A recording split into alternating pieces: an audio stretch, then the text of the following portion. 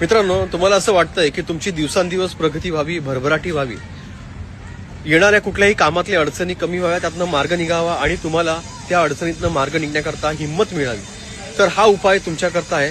श्री स्वामी समर्थ महाराज यांचा प्रकट दिनानिमित्त महत्वाची उपासना आणि उपाय नक्कीच तुम्ही करायचा आहे. मित्रांनो, घरामधल्या स्वामींच्या मूर्तीवरती किंवा फ्रेमवरती चिमूटभर हळद नक्कीच अर्पण करा किंवा चमचाभर कराल तरी चालेल.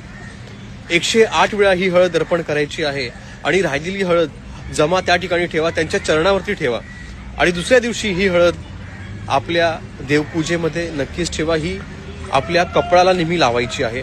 त्या हळदीमध्ये काही किंचित प्रमाणात केशर मिक्स करा, अष्टगंध असेल तो मिक्स करा, चंदनाची पावडर असेल ती मिक्स करा आणि पहा, कुंडलीतले बरेच ग्रहदोष कमी होतात आणि तुमच्या प्रयत्नांना, तुमच्या कष्टाला, तुमच्या नशिबाची साथ आणि स्वामींची साथ नक्कीच मिळणार आहे.